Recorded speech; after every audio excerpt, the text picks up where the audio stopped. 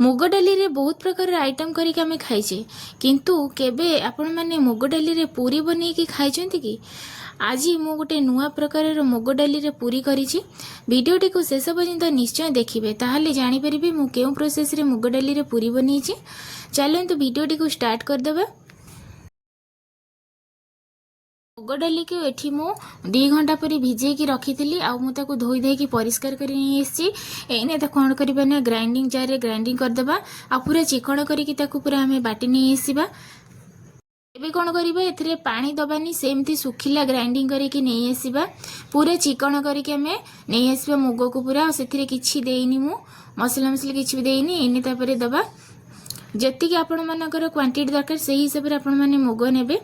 तो ये मुझे दे दूची स्वाद अनुसार लुण आउ टिके फ्लेवर पे दूची हेंगू तापर दूची कला जीरा पर दूची कस्तूरी मेथी तापर लंका पाउडर ये ऑप्शनल अच्छी मुझे ये स्वाद पे देती आपण मैंने चाहे खाती ताले देबे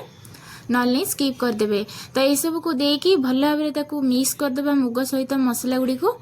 मिक्स कर सारा पर से मैदा देदेबा। ये मु मैदा ऐड करछि आपण माने चाहिए ये अटा को भी ऐड करें मैदाटा टिके भल फ्लेवर आसो खाइबा पई टिके भल टेस्टी लगिबो से मु मैदा ये ऐड करछि। जो मैंने मैदा खाइबा को पसंद करंतिनी से माने अटा नहीं जिवे अटार कौन सी क्वांटिटी नहीं आपण मैंने जी मुग नहीं से हिसाब से अटाटा को नेबे आउ एठी जदि आपण पानी देकी बाटी थांते ताहले एठी आपणकर अटाटा हुए तो बेसी लगी परिबो सेति आपण मैंने पानी देबेनी आउ अटा दे सला परे मु सेति टिके मैदा दे दूची टिके तेल ऐड कर देची आपण मैंने चाहिए एथि टिके घी ऐड कर दे परिबे। मुग सहित आम अटा को भल भाव चकुटी देबा जदि हमर आवश्यक अनुसार पानी दरकार हम ताले आम से पानी ऐड करिबा।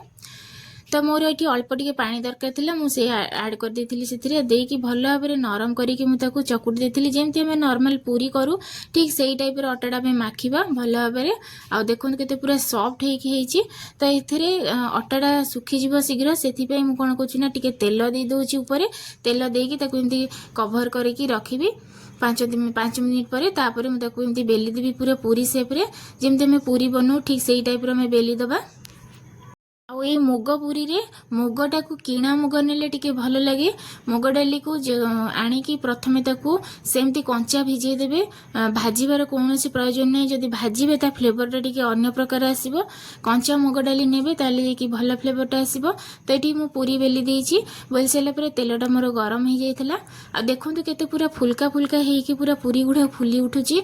आपण माने जेते सॉफ्ट डो बनेबे सेते पूरा पूरीटा भल फुलिबो जेकोसी पूरी अटा जदि आमर ठीक चकुटा होइथिबो ताहले पूरीटा ठीक भल भाव में फुले